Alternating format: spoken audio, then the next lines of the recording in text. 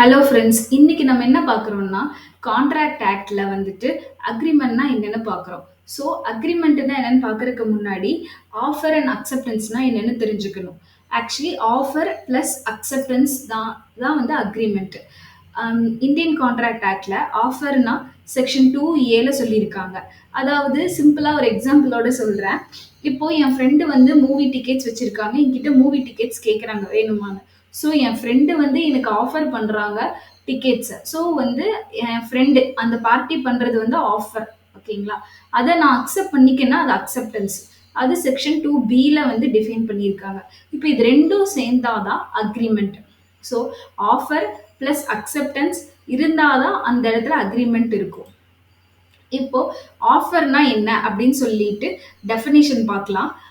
Indian contract ஆக்ட்ல 2A சொல்லியிருக்காங்க. when one person signifies to another his willingness to do or abstain from doing anything with view to obtain the assets of other person either to such act or abstain, he is said to be make a proposal. அதாவது apply சொன்ன எக்ஸாம்பிளை connect பண்ணி பாருங்க. இப்போ 2 பேர் வந்துட்டு இருக்காங்க. அந்த movie tickets மாதிரியே இந்த இந்த எக்ஸாம்பிளையும் சிமிலர் பண்ணிக்கோங்க.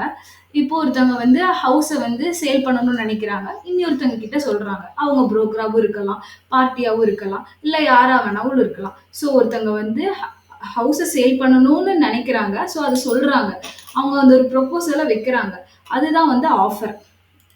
இப்போ ஆஃபர்லேயே வந்துட்டு ஆஃபர்னா என்ன, இன்விடேஷன் டு ஆஃபர்னா என்னன்னு 2 இருக்கு. ஆக்சுவலி எல்லாமே வந்து ஆஃபர் கீழே வராது. ஸோ அந்த இடத்துல வந்து ஆஃபர் அண்ட் இன்விடேஷன் டு ஆஃபர்ன்னு சொல்லிட்டு 2ஆ பிரியும். இப்போ ஒருத்தவங்க வந்து நான் ஹவுஸை சேல் பண்றேன் அப்படின்னு சொல்லி எக்ஸ் ஆர் ஒய் ஒருத்தவங்க சொல்றாங்கன்னா அது வந்து ஆஃபர். ஓகேங்களா? அதை வந்து ஒருத்தவங்க அக்செப்ட் பண்ணிக்கிட்டாங்கன்னா அக்செப்டன்ஸ்ன்னு சொன்னேன். அப்போ இன்னொருத்தங்க இப்போ ஜெட்ன்னு ஒருத்தவங்க இருக்காங்க. அவங்க வந்துட்டு நான் ஓகே அக்செப்ட் பண்ணிக்கிறேன். பட் என்னால இவ்ளோ அமௌண்ட் குடுக்க முடியாது. இது அந்த அளவுக்கு ஒர்த் இல்ல. Or some other conditions, terms and conditions சொல்றாங்கன்னா, அது counter offer. Next invitation to ஆஃபர்னா, இப்போ வந்துட்டு அவங்க டிஸ்ப்ளே பண்ணுவாங்க. ப்ராடக்ட்டையும் டிஸ்ப்ளே பண்ணிருவாங்க. அதுக்கான பிரைஸ் டேக்கையும் டிஸ்ப்ளே பண்ணிருவாங்க. இப்போ நெறைய இடத்துல பார்த்துருப்பீங்க. வெளியில வந்துட்டு 5 டீ-ஷர்ட்ஸ் இஸ் ஈக்குவல் டு ₹1000 அப்படின்னு. ஸோ அது வந்து ஆஃபரான்னு கேட்டா, அது வந்து இன்விடேஷன் டு ஆஃபர். ஸோ வெளியில போற கஸ்டமர்ஸ் வந்து அத பார்த்து அந்த இன்விடேஷன் அக்செப்ட் பண்ணி, உள்ள வந்து ஓகே நான் அத வாங்கிக்கிறேன் அப்படின்னு சொன்னா தான் அது வந்து ஆஃபர் ஆகும். அது அக்செப்டன்ஸுக்கு கீழ வரும். ஸோ இந்த இடத்துல வந்து எல்லாருமே அந்த ஆஃபர் அக்செப்ட் பண்ணுவாங்களா? கிடையாது. யாருக்கு அந்த இடத்துல அந்த ஐட்டம் தேவையோ அவங்க தான் வருவாங்க. ஸோ அப்ப மத்தவங்க வந்துட்டு இல்ல எனக்கு வேண்டாம் அப்படின்னு சொல்லி இக்னோர் பண்ணிட்டு போனாங்கன்னா, அந்த இடத்துல வந்து நோ கான்ட்ராக்ட் தான். ஓகே. Next acceptance. அக்செப்டன்ஸும் வந்துட்டு 2Bல சொல்லியிருக்காங்க. when one person to whom the proposal is made signifies his assets, therefore the proposal is said to be accepted. அதாவது இப்போ ப்ரொபோசல் அக்செப்ட் பண்ணா அது வந்து ப்ராமிஸ். ஓகேங்களா? ஸோ அந்த ப்ராமிஸை தான் வந்து நம்ம வந்து அக்செப்டன்ஸ்னு சொல்றோம். ஸோ ஆஃபர் பிளஸ் அக்செப்டன்ஸ் தான் வந்து ப்ராமிஸ். ஓகேங்களா? இப்போ வந்து ஒருத்தவங்க மேங்கோ வெண்டர் இருக்காங்க. அவங்க கிட்ட மேங்கோஸ் நிறைய இருக்கு. அவங்க வந்து ஆஃபர் பண்றாங்க. நம்ம அதை அக்செப்ட் பண்ணிக்கிறோம். நம்ம அக்செப்ட் பண்ணிக்கிட்டதுக்கு அப்புறம் நம்ம அதுக்கான பேமெண்ட்டை கொடுக்குறோம். ஓகேங்களா? ஸோ இவங்க ஆஃபரை இவங்க அக்செப்ட் பண்ணிக்கிட்டாங்க. அந்த இடத்துல இம்ப்ளைடாவே ப்ராமிஸ் ஒன்று அப்ளை ஆயிருது. ஸோ நம்ம அதுக்கான அமௌண்ட்டை கொடுத்துட்றோம். அவங்க அதுக்கான அந்த கூட்ஸை நமக்கு கொடுத்துட்றாங்க.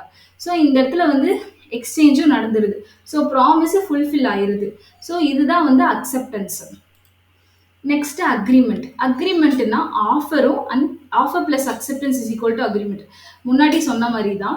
ஸோ இதை வச்சு நீங்க இந்த எக்ஸாம்பிள்ஸ் வந்துட்டு எழுதலாம். அக்ரிமெண்ட் வந்துட்டு செக்ஷன் 2E சொல்லியிருக்காங்க. Every promise and every set of promise forming the consideration for each other is agreement. கன்சிடரேஷன்னா அதை ஃபுல்ஃபில் பண்றது. அதாவது அந்த ப்ராமிஸை வந்து ப்ராமிஸ் தான் அது ஃபுல்ஃபில்லா இருக்கிறது தான் கன்சிடரேஷன். ஓகேங்களா? ஸோ ஆஃபர் பிளஸ் அக்செப்டன்ஸ் வந்து கம்ப்ளீட்டா இருந்தாதான் அது அக்ரிமெண்ட். ஓகே. நெக்ஸ்ட் வந்து அக்ரீமெண்ட்னாலே அதுல கைண்ட்ஸ் ஆஃப் அக்ரீமெண்ட் இருக்கு. எல்லா அக்ரீமெண்ட்டுமே கான்ட்ராக்ட் கிடையாது. ஸோ என்ன அக்ரீமெண்ட் எல்லாம் வந்துட்டு எக்செப்ஷன் கேட்டகரியில வரும்னா, சோசியல் அக்ரீமெண்ட்ஸ் எல்லாமே எக்செப்ஷன் கேட்டகரியில வந்துரும். அதாவது என்ன அப்டின்னா, husband and wife or blood ரிலேட்டிவ்ஸ்குள்ள இருக்கிறது, or any other friends or natural லவ்வுக்குள்ள இருக்கிற ஒரு அக்ரீமெண்ட்ஸ் அதெல்லாமே. இப்போ ஹஸ்பண்ட் அண்ட் ஒய்ஃப்னா வந்துட்டு, லைக் ஹஸ்பண்ட் வந்துட்டு எங்கேயாவது ஒரு ட்ரிப்க்கு பிளான் பண்ணியிருப்பாங்க. ஸோ அது ஃபுல்ஃபில் பண்ணியிருக்க முடியாது. ஆர் எல்ஸ் வந்து ஃபேமிலியா வெக்கேஷன் பிளான் பண்ணியிருப்பாங்க. ஸோ அந்த டைம்ல லீவ் கிடைச்சிருக்காது. ஸோ அந்த இடத்துல வந்து அக்ரீமெண்ட் வந்து பிரீச் ஆயிருச்சு, கான்ட்ராக்ட் பிரீச் ஆயிருச்சுன்னு நம்ம சொல்லக்கூடாது. ஸோ இந்த அக்ரீமெண்ட்ஸ் எல்லாம் சோஷியல் அக்ரீமெண்ட்ஸ் எல்லாம் லீகலா என்ஃபோர்ஸபிள் பண்ண முடியாது. This is also one of the agreement தான். பட் இதெல்லாம் வந்து லீகலா என்ஃபோர்ஸ் பண்ண முடியாத அக்ரீமெண்ட்ஸ். இப்போ கான்ட்ராக்ட். இப்போ வந்து கான்ட்ராக்ட்னா என்னன்னு பார்க்கலாம். ஓகேங்களா? Agreement plus enforcement is equal to contract. அதாவது அக்ரீமெண்ட்னா என்ன? ஆஃபர் பிளஸ் அக்செப்டன்ஸ்னா தான் அக்ரீமெண்ட். ஸோ அந்த அக்ரிமெண்ட் ஆஃபரும் அக்செப்டன்ஸும் இருந்தால் அக்ரிமெண்ட்னா அந்த அக்ரிமெண்ட் எப்போ என்ஃபோர்ஸபிள் ஆகுதோ அதுதான் வந்து கான்ட்ராக்ட். இப்போ கான்ட்ராக்ட் வந்துட்டு செக்ஷன் 2Hல ஆஃப் இந்தியன் கான்ட்ராக்ட் ஆக்ட்ல வந்துட்டு டிஃபைன் பண்ணியிருக்காங்க. அதாவது an agreement enforceable by law is contract. So சிம்பிளா வந்து இந்த டெஃபினிஷன் சொல்லிட்டாங்க. அக்ரிமெண்ட் என்ஃபோர்ஸபிள் பை லாவா இருந்தா இட் இஸ் அன் கான்ட்ராக்ட். ஓகேங்களா? இப்போ சார் ஃபெட்ரிக் வந்துட்டு என்ன டிஃபைன் பண்றாருன்னா கான்ட்ராக்ட்னா a promise or set of promise which the law will enforce அப்படிங்கிறாரு. அதாவது a promise அந்த set of promise which the law will enforceable by law தான். அதே தான் அப்படியே கொஞ்சம் மாற்றி எழுதியிருக்காங்க, அவ்வளோதான். ஸோ ஒரே வந்து மீனிங் தான் ரெண்டுமே. தென் சால்மன் என்ன சொல்றாருன்னா, contract is an agreement creating and defining obligation between the parties. பார்ட்டிஸ்னா யாரு? ஒருத்தங்க ஆஃபர் இருக்காங்க, ஒருத்தங்க அக்செப்டன்ஸ் இருக்காங்கல்ல. ஸோ அவங்கள தான் வந்து பார்ட்டிஸ்ன்னு சொல்றாங்க. தென் ஆப்ளிகேஷன்னா ஏன் அவங்க ரெண்டு பேத்துக்குள்ளேயுமே ரைட்ஸ் அண்ட் ஆப்ளிகேஷன்ஸ் இருக்கு. ஸோ ஒரு கான்ட்ராக்ட்ல அக்ரிமெண்ட்னாலே ஸோ இது எல்லா டேர்ம்ஸுமே வந்துடும். அதுதான் வந்து சால்மன் டிஃபைன் பண்றாரு. ஓகே. நெக்ஸ்ட் வந்து இப்போ அக்ரிமெண்ட்டுக்கும் கான்ட்ராக்ட்டுக்கும் என்ன டிஃப்ரென்ஸ்னு பார்க்கலாம். ஸோ அப்படியே நம்ம டெஃபினிஷன்ஸ் பார்த்தோம். இப்போ டிஃப்ரென்ஸ் பார்க்கலாம். டிஃப்ரென்ஸ்னா என்னன்னா, கான்ட்ராக்ட் வந்துட்டு ஃபுல்லாவே அக்ரிமெண்ட் தான். ஓகேங்களா? The contract is an agreement enforceable by law. But அக்ரிமெண்ட்டுக்குள்ள வந்து ப்ராமிஸ் இருக்கு, கன்சிடரேஷன் இருக்கு. இது எல்லாம் சேர்ந்தாதான் அக்ரிமெண்ட். ஓகேங்களா? தென் எவ்ரி அக்ரிமெண்ட் இஸ் என்ஃபோர்ஸபிள். ஆனா இங்க வந்து எல்லா ப்ராமிஸுமே என்ஃபோர்ஸபிள் பண்ண முடியாது. நம்ம இப்போ பிளட் ரிலேஷன்ஷிப்குள்ள எவ்வளவோ ப்ராமிஸ் பண்ணியிருப்போம். ஸோ அதெல்லாம் என்ஃபோர்ஸ் பண்ண முடியுமா? பண்ணவும் முடியாது. ஸோ தென் அக்ரிமெண்ட் இந்த இடத்துல வந்துட்டு கான்ட்ராக்ட் இன்க்ளூட்ஸ் அக்ரிமெண்ட். கான்ட்ராக்டை பொறுத்த வரைக்கும் எல்லா கான்ட்ராக்ட்லயுமே ஒரு அக்ரிமெண்ட் இருக்கும். ஆனா அக்ரிமெண்ட்ல கான்ட்ராக்ட் இருக்கணும்னு அவசியம் இல்லை. அதே மாதிரி கான்ட்ராக்டை பொறுத்த வரைக்கும் வந்து it is a limited.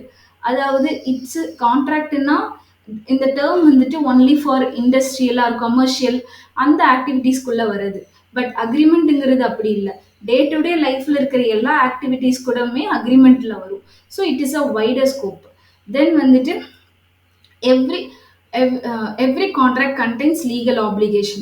So contractனா there will be a legal obligation. ஆனா அக்ரிமெண்ட் பொறுத்த வரைக்கும் அங்க வந்து எக்ஸெப்ஷன்ஸ் கேட்டகரிஸ் எல்லாம் இருக்கு.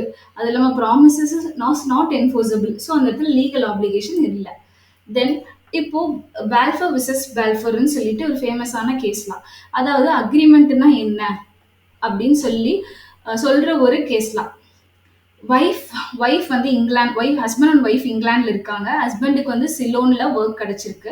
ஹஸ்பண்ட் என்ன சொல்றாருன்னா 30 பவுண்ட்ஸ் மந்த்லி நான் உனக்கு கொடுக்குறேன்னு சொல்லி ப்ராமிஸ் பண்ணிட்டு போயிடுறாரு. ஸோ ஆஃப்டர் ஃபியூ மந்த்ஸ் வந்து அவர் கொடுக்குறாரு. அதுக்கப்புறம் ஓகே அது வந்து மந்த்லி அந்த அமௌண்ட் கட் ஆயிடுச்சு. ஸோ ஒய்ஃப் வந்து ஃபைல் பண்றாங்க பிரீச் ஆஃப் அக்ரிமெண்ட்டுங்கிற மாதிரி. ஸோ இந்த இடத்துல வந்துட்டு இது ஒரு ஆக்சுவலி இது வந்து ஒரு சோஷியல் அக்ரிமெண்ட். ஏன்னா ஹஸ்பண்ட் அண்ட் ஒய்ஃப்குள்ள இருக்கிற எல்லா அக்ரிமெண்ட்டுமே சோஷியல் அக்ரிமெண்ட் தான். So social agreements are not enforceable by law. So அதனால வந்து திஸ் அக்ரிமெண்ட் இஸ் இன்வேலிட். அந்த கேஸை டிஸ்மிஸ் பண்ணிடுவாங்க. ஸோ இங்கே நம்ம என்ன பார்க்கலாம்னா all agreements are not a contract but all the contracts are agreement. Even though இது ஹஸ்பண்ட் அண்ட் ஒய்ஃப்குள்ள அக்ரிமெண்ட்டாகவே இருந்தாலும் மந்த்லி கொடுக்குறேன் ப்ராமிஸ் பண்ணிட்டே போயிருந்தாலும் but it is not a contract. So அதுதான் இங்கே வந்துட்டு டிஃபைன் பண்ணுறோம். ஓகே, ஹோப் நான் உங்களுக்கு வந்து புரிஞ்சிருக்குன்னு நினைக்கிறேன். நெக்ஸ்ட் வீடியோவில் பார்க்கலாம் நெக்ஸ்ட் டாப்பிக்கை. Thank you.